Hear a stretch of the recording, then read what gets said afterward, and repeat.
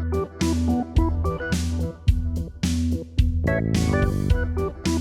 friends. Thanks for joining us. We can't thank y'all enough for all the follows and the subscribes. So while saying that, don't forget to smash that subscribe button there on the bottom of the screen. Leave those notifications on, the little bell, whatever that is. Benny, where can they find us on social media? Yeah, you can find us, Ray Benny Sports. We're on Facebook, Twitter, Instagram, TikTok. Check us out also on Reddit and Discord. And don't forget to leave us a rating on your favorite podcast provider. We got some Bomber talk, we got some Jets talk, but let's go right into it with the Winnipeg Blue Bombers, winners of 8 in a row. Bomber talk brought to you by Fahrenheit Airbrushing. Stand out on the ice, pavement, field, or in the stands with a custom airbrushed helmet, goalie, mask, or any project. A local Manitoba business with affordable solutions. Check out Fahrenheit Airbrushing on Facebook or call them at 204-891-7431. And don't forget to tell them that Ray and Benny sent you. It's like the only phone number I've memorized in the past decade. That's pretty good. I can't even memorize any more numbers.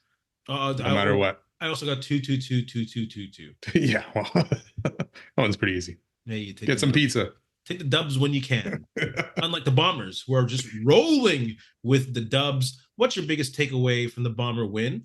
I'll go first. Almost textbook to what we've seen the past few years. Bully ball is in full effect. But, let's give the football gods and goddesses a little bit of a nod so they continue to bless the Bombers. There's a saying, you have to be good to be lucky, but you have to be lucky to be good. The Bombers did play some dominant football. They controlled the line of scrimmage, which I love to see from beginning to the end. But they also received some breaks on the way to that W. Yeah. Tim White had that chance where he could have caught one for a touchdown or at least been stopped inside the 10, maybe the 5. 2 interceptions also were a factor, or 2 dropped interceptions were a factor, which definitely at least made a double-digit point swing and momentum swing, either 10 or 14 points, because Bombers scored with Clericus later on that possible pick that Hamilton could have had to stop the drive.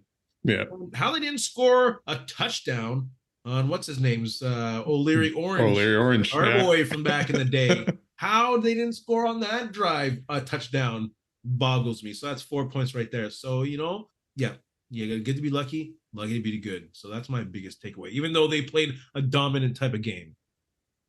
Yeah, exactly. And like you say, bully ball, Brady Oliveira on top of that is starting to round into form. In the slower start of the season with the injury, the kind of the demotion, all that kind of stuff, it's all behind him now. And now we're getting Brady Oliveira, and especially cold weather, Brady Oliveira is coming up here. And that O-line, like you say, they played that six O-linemen, one playing the tight end, that bully ball that they just blocking like crazy. And they're using that. And we saw the passing game wasn't as prolific as obviously last week, against Edmonton. Claros just over 200 yards and only 19 passes really, right, in this game, whereas they ran for almost 30 times. I know a couple were sneaks and whatever, but yeah, it was more of a balanced offense, and then we're seeing Oliveira take that ball. But like you said, this game could have gone a different way in that first half, especially if Hamilton makes those plays, because then with the second half, no points were scored by Hamilton in that second half, and the Bombers just took off and started pounding. And I got to give a shout out to this defense, because they got different contributors this year.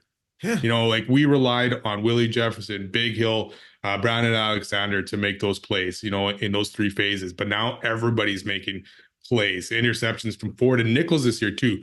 They're going after him this year more than they ever have. And Nichols is showing them, hey, maybe you guys shouldn't be throwing to, or is my guy. Yep. Then sacks, you got Garbett, Thomas, and Haba with sacks, and it's just getting guys everywhere. Nichols is making plays. It's not just the overthrows, interceptions. He's like stepping under these receivers. He's seeing that ball coming. He's making a move towards it, and it's great. Well, yeah, that interception by him was fantastic. He ran that route for that guy. And yes, it was a little bit underthrown, but he was there too. And even if he wasn't in position to intercept, he was probably knocking that ball away at least. Kind of thing. So yeah, it's just been fantastic. And Tyvon Garbett, give him credit, man. That guy had 4 tackles for a loss, the sacks. It's like, they're filling in very well for Willie Jefferson. And sometimes we complain they're only doing that 3-man rush, but I mean that 3-man rush did enough damage Bo Levi Mitchell out there that he could not figure out where to go with that ball. Yeah, man. You know, like even you say Tim White dropped that one. There was a lot of times where Bo Levi was throwing the ball over receivers' heads because he was confused and didn't know where to go. So credit to Jordan Younger and that team, man. It was another solid effort by them. Bo Levi's got to take like his second and third read. And by that time, that 33-man coverage with Willie Jefferson playing nose tackle sometimes, dude, it's fantastic, all three man. ends are out there. So you have Haba, Garbett, and Willie Jefferson at the same time. Yeah, and they had a few guys get hurt too on defense too, and they just guys came in, filled in, and played well. That's speed. So then, talking about guys filling in and playing well, who would you say is your unsung hero from that Ticat game? I'm gonna have to go with three of them. I can't pick one because these are the guys pick one at least, and then I gotta go, and then you mentioned your other two. Give me a break. Come on now. Unsung hero. I know, but there was just I said, the guys fill it in. But I'll go with Brian Cole coming in for Michael Ehlers. Michael Ehlers had been playing well, doing that role, and then we also saw Brian Cole play the linebacker role. I know he was playing where Cramdy was usually, right? So he came in and filled in that spot for Ehlers after Ehlers got hurt. So yeah, fantastic to see him and not miss a beat because, like we said, the D did not give up points in that second half. I'm a huge Brian Cole fan. Yeah, I know you are. Yes. I love watching that play. You probably thought I'd take that guy, but in light of I love seeing that guy play well, and I think he's a great athlete. And he can play across the field. Like I think he can play safety if it comes down to it, and he can play the linebacker across the board almost. I don't know about middle, but shoot, any which way. He's done well so far. Yeah, my unsung hero will be Jake Thomas. You mentioned his name with a sack before, but it's not just about the sack that he got, which was kind of the icing on the cake at that time in the fourth quarter. He helped collapse the pocket on the Deatrick Nichols interception. He had to push the guard to keep Bo Levi Mitchell in a shrinking pocket when Haba got his sack. And he got his own sack going the long way around a guard. He didn't go inside the center. He went a long way around the guard, and he got to the quarterback. He got to him. So that's my unsung hero. I actually got time to watch a little bit of the highlights, and I saw him be a factor all across the board when he had his. And it's also because they have a great rotation now, eh? Yeah. You have that great 3-man rush. It gives guys to take a break. Like we said, they're playing all ends at some times in passing situations. So Jake Thomas gets to get a rest. And when he's in there, he's effective. He's old school, hand on the ground and face on the mask. I was a little hard on him early on in the year, but boy, that veteran presence, Jake Thomas, that's my unsung hero. Well, then that's the thing. Like that D-line needed time to get set. You had a bunch of new guys. Cam Lawson getting hurt obviously didn't help. And I'm just thinking too, I thought he was only on the 6th game. Is he out for the year as well? We don't want to spread the wrong information, but I thought Lawson would be back at some point. No. Yeah. So you're taking time you got other guys learning that position. Even on the outside, you had Haba and Garbett. And Garbett started the season off hurt. So by the time these guys can kind of gel and get going, then Haba got hurt as well too, right? So yeah, it's a great job by Thomas and Willie Jefferson helping these guys get acclimatized and better in there. No shade on Schmeckel, but imagine if Cam Lawson was in that rotation. Yeah. Oh, that's and you need that in there. So you got relief somewhere else. Oh. and we saw when the Bombers won the Super Bowls, Grey Cups, that D line was disruptive, right? They were after Evans and Mazzoli in those Grey Cups. They didn't give them time, so you need that, and you need that good rotation too. So I'm just going to shut out then Jake Kelly also who came in for Alexander, and Nick Hallett who came in for Griffin at some point too. So like I said, these guys came in and filled in admirably, and again the defense. Didn't skip a beat in the second half. It's like the coaches know the personnel so well that they know where to put them in position. It's wow. So let's move on to the next game. Bombers love playing the Argos. And Chad Kelly is coming to town. It'll be another sold out Princess Auto Stadium. The garage will be crazy rocking again. What do the Bombers have to do to beat the Argos? Well, on offense, they have to continue the rolling with Brady Oliveira. Toronto is number 1 against the run, giving up an impressive 75.5 yards per game. But They've also flexed that stout running defense against Ottawa, Hamilton, and Montreal multiple times, and they're the 3 worst rushing offenses in the league. So when they played them earlier, Oliveira went 13 for 96, 6 receptions for 51, 20 touches almost, 140 yards plus. So they know how to deploy Oliveira against the Argos. Just keep leaning on that. Because I was a little concerned against the Ticats when they kind of let off the pedal on the running game for a bit there. And I was like, oh, the momentum's kind of getting lost. But then they committed back and they got it going again. So don't veer far from that running game. Like even Chris Kolinkowski, like you said, they brought in the heavy set with a 6 offensive lineman with a tight end. Like he was talking about the O-line balling and feeling momentum and getting going with the power running game. So stick with that because that's been the Bombers' staple for a long time. Like, don't get me wrong, Charles Roberts was awesome, but before that, when they're champions, they were dominant with the power running game, man. Willard Reeves, Blaze Bryant, Michael Richardson, Robert Mims. Like, shoot, let's go with the power running game because you look at the stadium behind me. That's classic. That's the shit that's the stuff I like to watch. So, sorry, I went on him. Let's bully ball, keep that running game going. Yeah, I agree with you on that. And keep this balanced offense kind of going, right? You had the 20 passes, like we said, 19 for Claros in that game. And kind of what you're saying is just find what is working. And if that rhythm is working on the run game, stick with it, right? And pound that down their throats because Toronto's got a good D. And they have a D that will be opportunistic, right?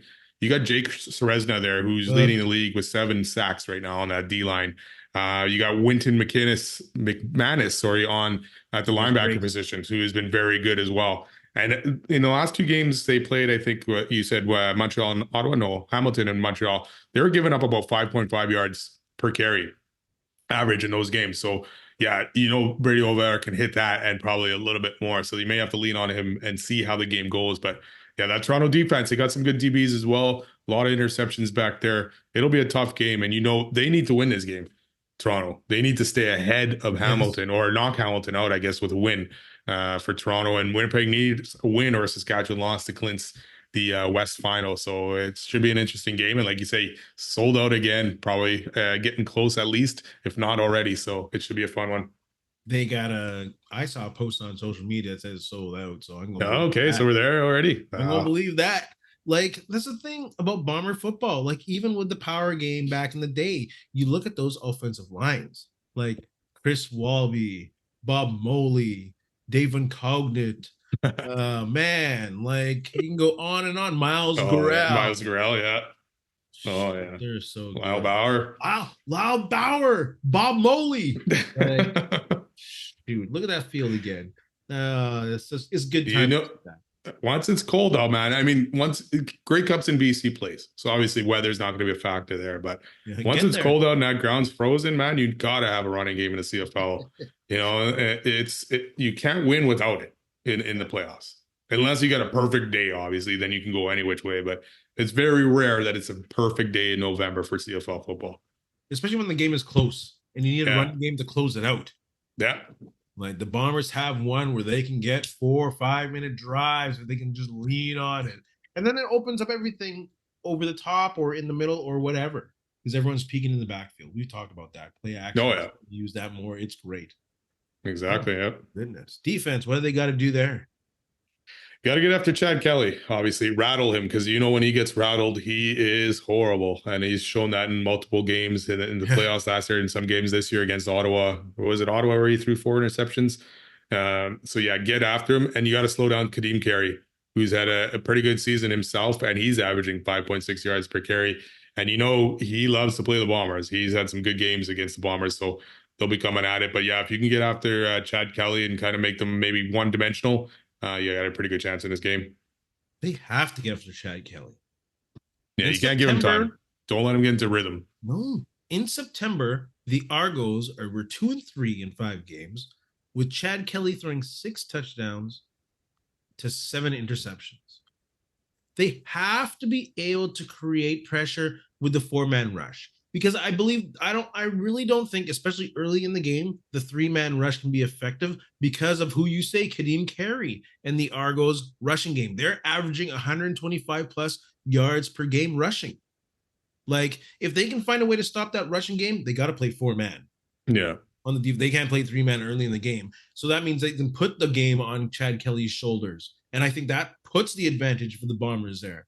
Because, and it's not just Kadeem Carey. They have this Deonta McMahon and, oh, here we go, Daniel Adeboboye.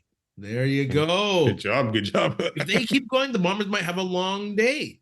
Yeah. And like you said, Kadeem Carey, 6 yards a carry? That's average, yep. Second highest in the top 5 in the CFL. Yeah.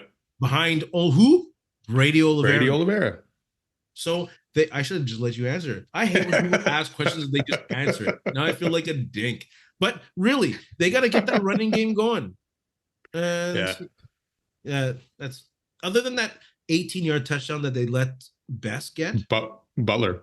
Was it Butler? Yeah, Butler. Yeah, Butler got it. Thank you. Best was out. Butler. The Bombers are pretty stout on that. Yeah, they shut it down pretty good after that. That first drive for Hamilton was good on the ground and all that kind of stuff. But yeah, Bombers shut that down after. And they've done pretty well against the run lately. So, yeah. Well, sorry, I can't say pretty well. Rankin got over 100 yards. Sorry, my mistake there. He got over 100 in both those games. But again, they give up running yards sometimes because, like, you can't just run in the CFL when you're trying to score. You know? Yeah. Not that the Bombers don't do that, but still, there's that pass as well. Well, that's the case. Like, then Bombers D again, they've given up yards, but again, it's the points on the boards, right, that they've held teams off. So they'll give up yards here and there, and that's almost it was a Richie Hall staple on D, right? We'll give you 600 yards, but you're only going to score 10 points. Kind of thing. So absolutely, they're limiting those. Even if Rankin's running for over 100 yards in those games, they limited, how they finished or in touchdowns. And a lot of that came in that second game when the game was already out of hand and the defense kind of chilled out a bit. They weren't going as crazy as they could have been in that game. So, but yeah, it'll be fun. Rattle Chad Kelly, get after him, and get that crowd needs to get on him as well. Don't sleep on the passing game though. Yeah.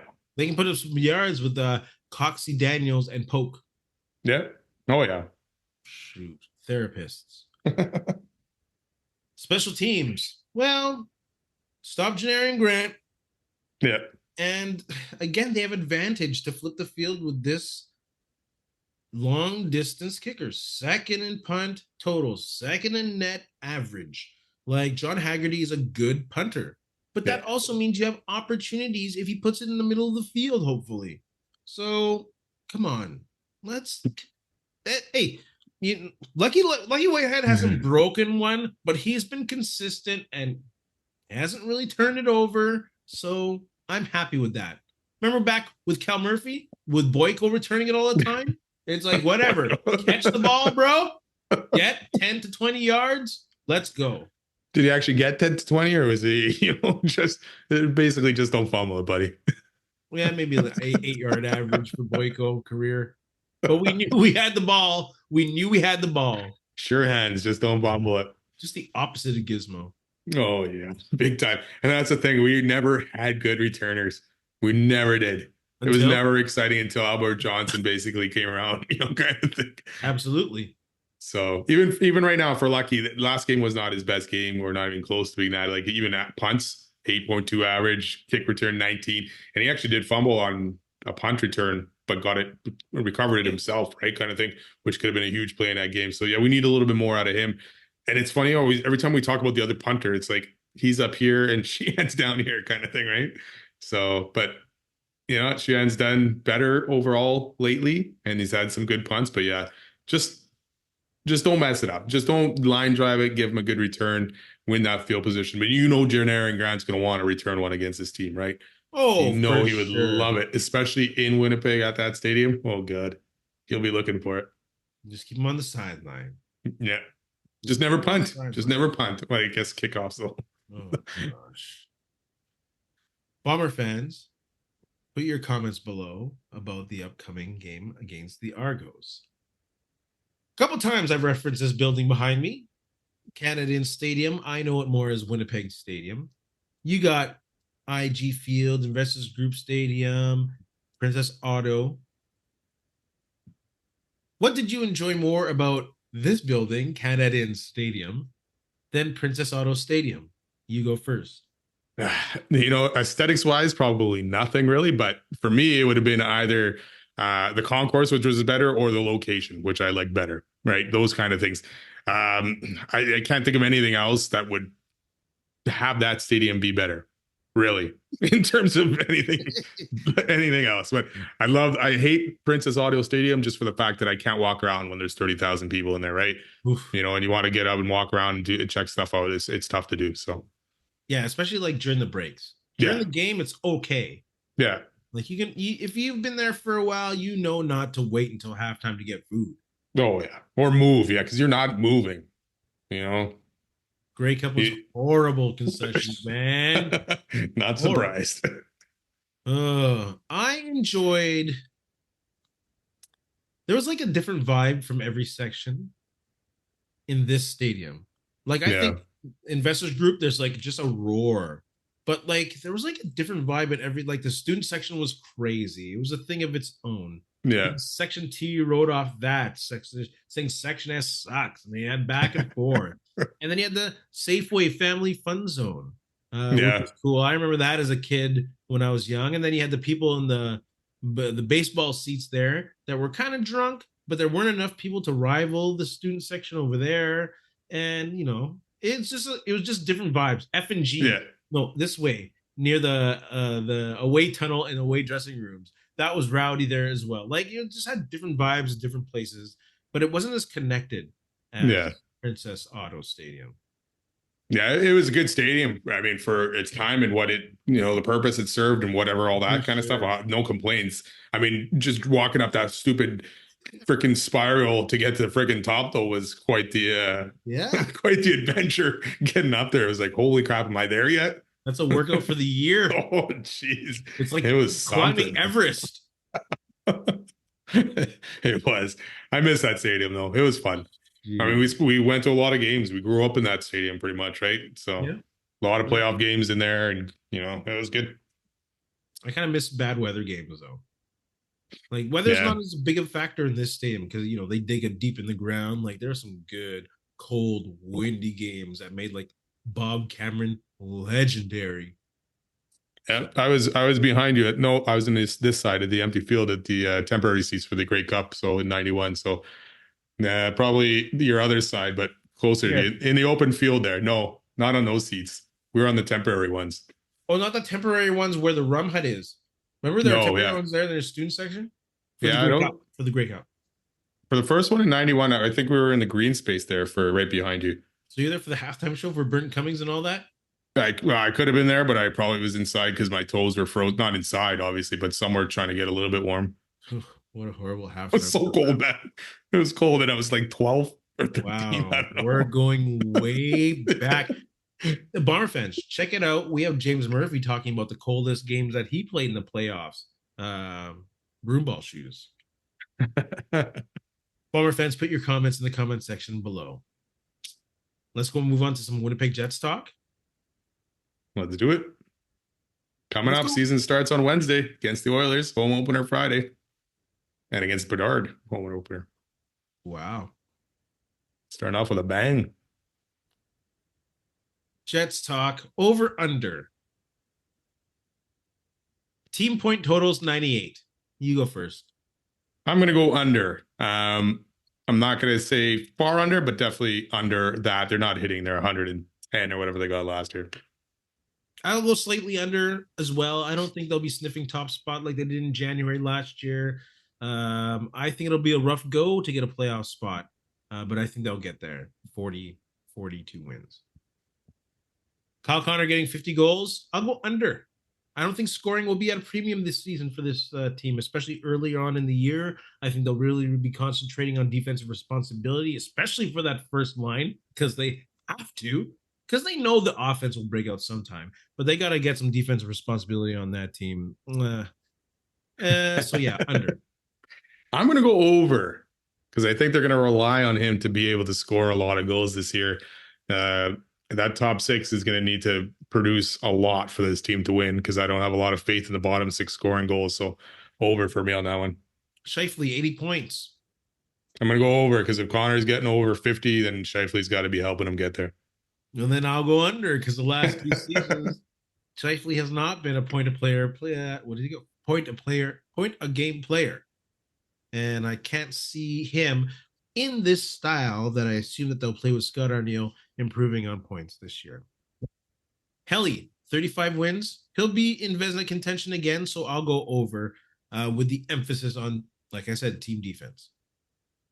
I originally went under on this, but I changed it to over because, we have it later on, I guess, with our backup goalies where we think they're going to end up. So yeah, I ended up going over for Hellebuck because I couldn't say, hey, you're going to get close to 98 points, and Hellebuck's going to win less than 35 games. So I had to adjust that one. Morrissey, 65 points. Over. I'm going to say over because he was over that the year before, dropped down a little bit last year, right? So yeah, I think he'll be over it. Yeah, no problem. No doubt in my mind he'll surpass 65 points. Perfetti, 60 games played. Oh, over for sure. This is the year. Yeah, I agree with you on that one. I mean, if he's not playing 60 games, obviously injuries can play a factor, but if he's not playing 60 games because he's getting benched again, then we got problems there. Ehlers, 60 points. I'm going to go over as long as he gets to stay on that power play one. If he gets taken off that, or if his line plays less minutes than that Lowry line again, then chances are it could be. I'm picking everyone to go over with points. That might be a bad thing here. Oof. And I'm picking everyone under to go points. I'm not a huge fan of the line he's on. No. Nemesnikov, are you kidding me? I can see Lowry, Niedermeyer, and Perfetti being actually more effective. Sure, it's called line number 3, but give me a break. I think 50 plus point, huh? That Lowry line is essentially line number 2, time wise. For sure. Yeah. I think a 50 plus point season actually still would be a successful one. And I'll leave any other Ehlers comments for later. Yeah, and that's why he needs to stay on the power play one, because if he drops off that, then he's not getting close to 60. Or not that he's not getting close, but he'll have a hard time breaking 60. And that's the thing. I hear that maybe, of course, I'm only a fan. I'm hearing this off of online talk that they're really trying to balance more time with power play 1 and power play 2. So some of these guys can play penalty kill, so they won't be out there as long. But I'm not a hockey analyst. I'm just talking up my ass. Backup goalies, 15 wins. I'll go under because I'm not confident. I am not confident. They'll play more, but I think their winning percentage will not even be close to Brossois, so I'm going under. Well, yeah, Brossois had 15 wins last year in 22 games. I'm going under as well, and that's why I had to adjust my Hellebuck totals because Jets ain't getting the 90 points unless Hellebuck's winning a bunch of games. Wow, Jets fans, give us the over-under on those ones. Let's go into predictions. Will Ehlers be traded? Man, it all depends on how the team does. Like, if they're not if they're horribly out of the playoffs, like between the All-Star break and the trade deadline, they have to, because that means they're going to press, they're pressing the reset button. They're building everything around Shifley, who might be center 2 if they have to rebuild, and Hellebuck. But at the same time, if they're in contention, no, because he's like one of the best offensive players they have. And I think they'll retain him after this season if they're still competitive. That's the thing. If they're still competitive, they make the playoffs, they're on round 1, they'll keep him around. And I don't know what'll happen, brother. Of course, after we talk about this today, they'll sign him tomorrow to an extension, eh?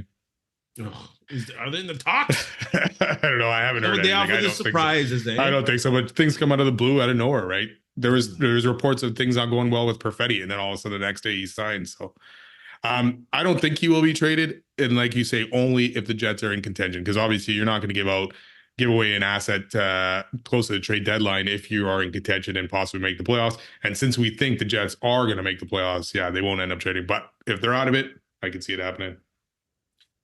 Will Perfetti solidify himself as a top 6 player? Yes, I think this is his year. He will end up doing it. There was good reports of him coming into training camp looking good and looking a lot better. So I think this is it again. That second line center, Nemestikov, no disrespect. It may be tougher for those guys, but Ehlers and Perfetti hopefully can gel. I'll go off base what I said earlier on, and I'll say no. I think he'll find a nice place on that third line, just in regards to titles. You know, minutes played, who knows what it'll end up being. But I That's think true. he'll find a good spot as a winger, and they better dang well bring in someone else as a 2C come later in the year. And I'm sure we'll talk about this guy next. So let's move on to the next question. Will Brad Lambert get a chance to play meaningful games in the NHL this season? And based off of that, I'm going to say yes. What's meaningful? 20 games? I think he'll play more. Nemesnikov, great. I think he'll be better in the bottom 9 or bottom 6.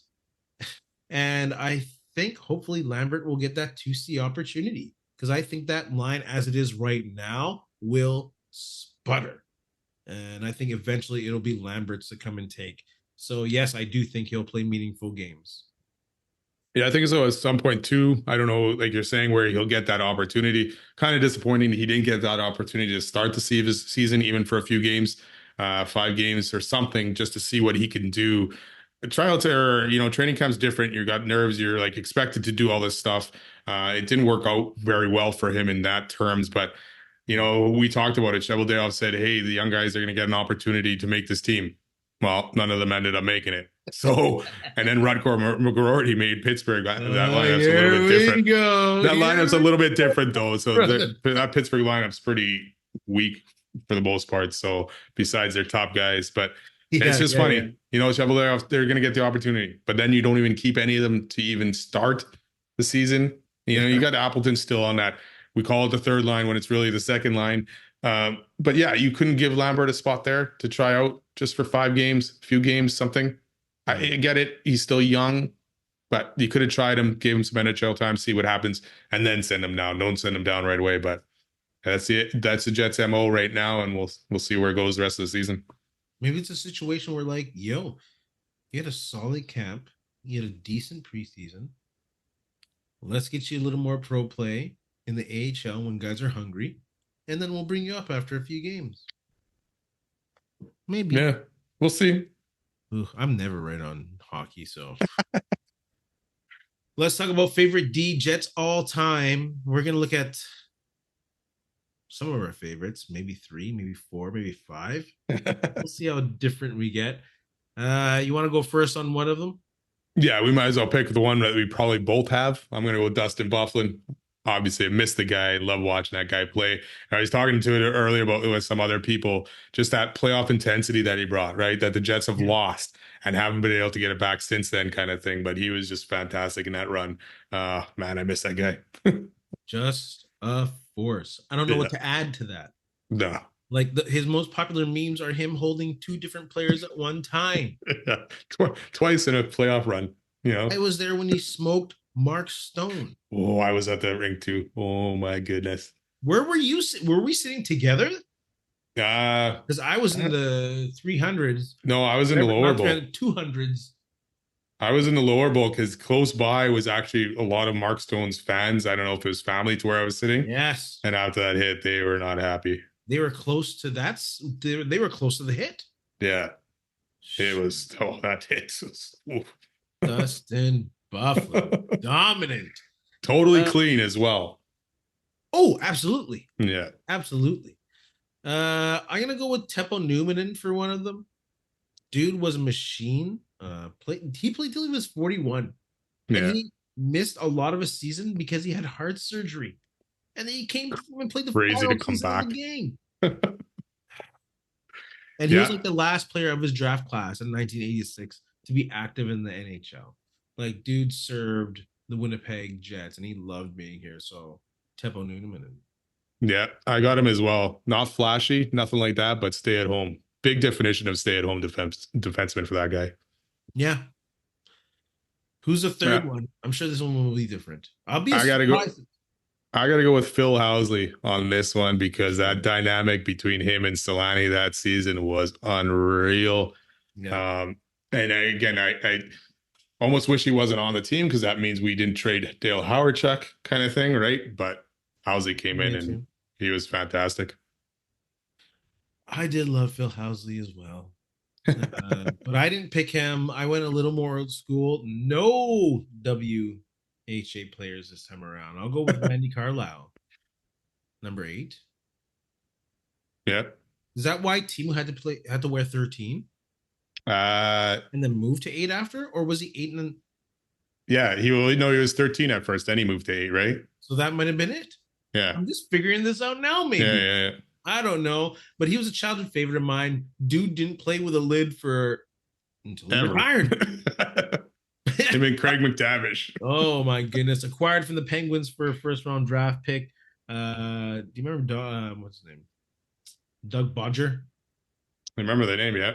Yeah, he wasn't that good. Yeah. He had a decent career in the NHL. What am I talking about? Like, yeah. Shit. And Mo Mantha went the other way out. Mo Mantha.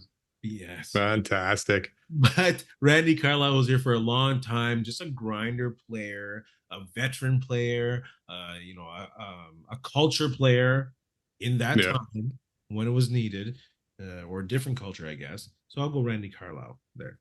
Yeah, can't go wrong there either. I probably could do better, but still, he's my favorite.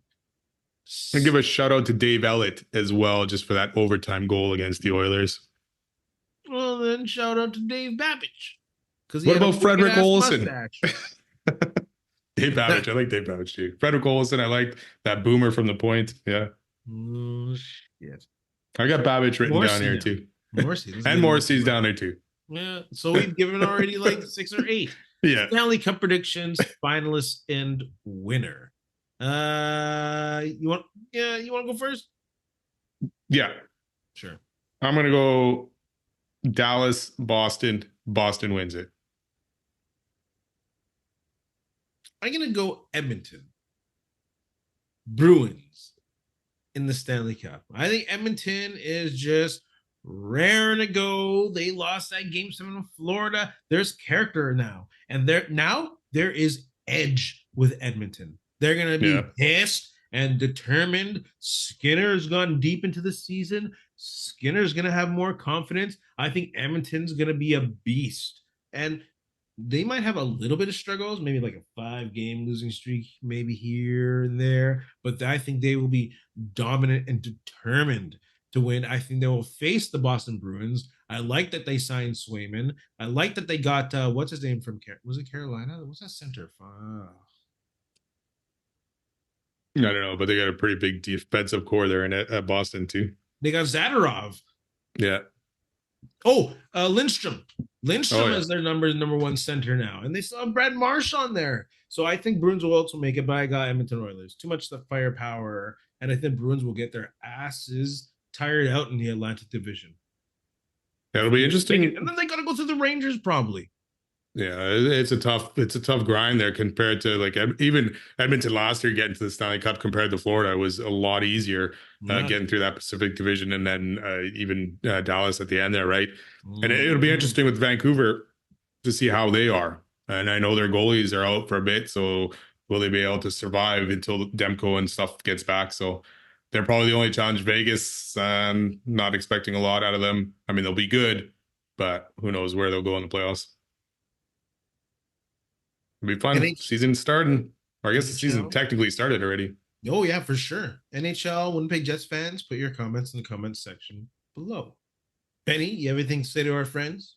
Hey, just thanks a lot for listening. Don't forget, subscribe, follow. Have a good week, and go Bombers go. And go Jets go, too. Shoot. Oh, another sellout. Leading the league in attendance for the 4th year in a row, 3rd year in a row. Winnipeg. Let's go. In the famous words of Dick Vitale, I've learned 2 things. Never ever believe in can't, and be good to people, and people will be good to you. Hey, friends and neighbors, don't forget to check us out online on Facebook, TikTok, Instagram, and Twitter at Ray Benny Sports. And don't forget to check out our YouTube channel. Leave a like, leave a comment, tell us what you think.